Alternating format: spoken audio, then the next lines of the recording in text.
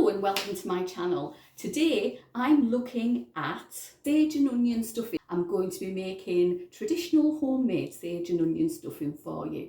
So without further ado, let's get into this.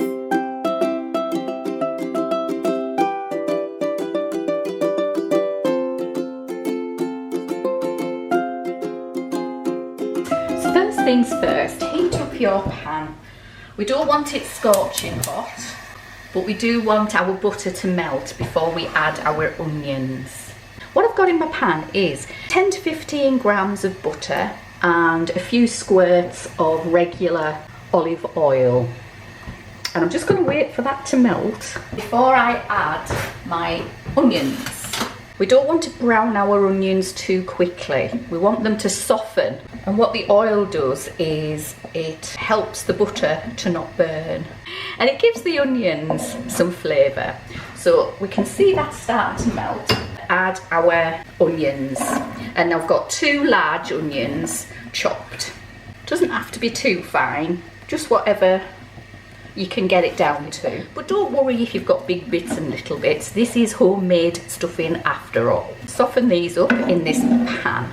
What I'll do is I'll add 1 bay leaf and a sprinkle of thyme, so about half a teaspoon of thyme to the onions, and then I'll leave them to soften. Now, just a quick tip while I'm here, if you don't want them to brown, which I don't, a pinch of salt over your onions will help the water come out of the onions, the fluid come out of these onions, and stop them from browning too quickly. Now that'll take about 5 minutes or so. So I'll come back to you when that is softened. Now, it's been about 5 minutes and my onions have softened. Now, you know they're softened, they look translucent when they're held up. So you can see here, you can more or less see right through them. So they're ready. So we're going to leave those to cool for now. So I'm just going to pop it into this bowl for now and let it cool. Once your onions have cooled down, take out your bay leaf that was in there, and we're going to add a couple of teaspoons of sage. This is, after all, sage and onion stuffing. It depends how much you like your stuffing to be sagey. In this family, we like a lot of sage, so I'm going to put in here, that's 1, these are half teaspoons. 2 teaspoons in there, and I'm going to mix that through. Could maybe do with a bit more because we're going to be adding breadcrumbs to this as well. So if I add another teaspoon, it's up to you how much you add. We'll leave it at that for now. 140 grams of panko breadcrumbs here, which I'm going to pop in. Normal breadcrumbs, that would do as well. So I'm going to put 140 grams of panko breadcrumbs in my bowl. If you've got any old stale bread lying around, just use that. Whiz it up in your food processor and stick that in, that would be alright. Now then, this is the point where you need to add a little bit of water. Otherwise it will be dry. Panko, any sort of breadcrumbs are really dry and you need to add some fluid. So I'm going to add some chicken stock. This is so easy to make and it tastes so much better than, Paxo. I've got about 200 mils of stock here and I'm going to add some of it because we're going to hydrate our breadcrumbs a bit. The thing with panko is it's really dry stuff, so we need to get some hydration into there for it to work. Take about 200 mils of stock to do this, maybe slightly less depending on your breadcrumbs.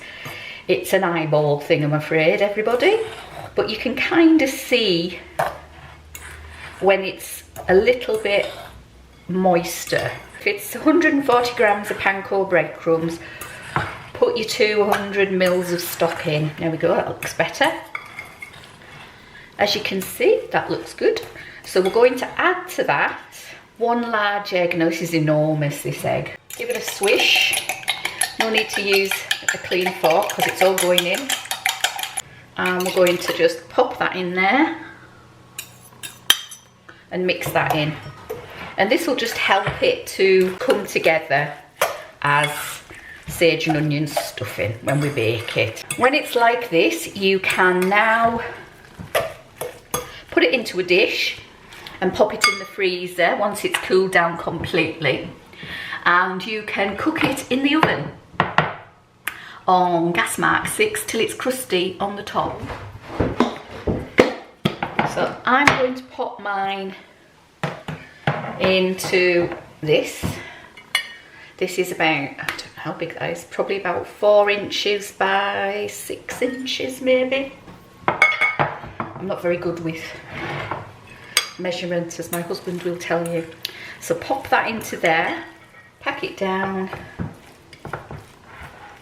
You can test it for seasoning because the egg won't harm you. That does need some seasoning, which I forgot. So salt and pepper.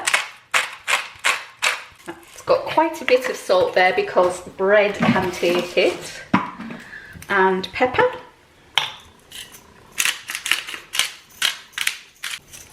Mix that in. It was clever of me to forget that, wasn't it, guys? Here we all forget certain things, don't we, guys? You can refrigerate that for a day and then cook it.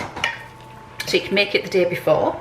Or you can freeze it and have it in your freezer uncooked for at least a month. Fit to go on your dinner table after a 30-minute cook in a gas mark 6 oven. But for now, that's going in my freezer. There we go.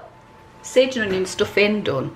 So if you like what I'm doing, please hit me up with a thumbs up. It does help the channel get distributed to more people. Subscribe if you haven't already. About 97% of everybody who watches my channel doesn't subscribe. So it would be nice if you could. It doesn't cost anything. Just hit the little thing that says subscribe below and then hit the bell notification.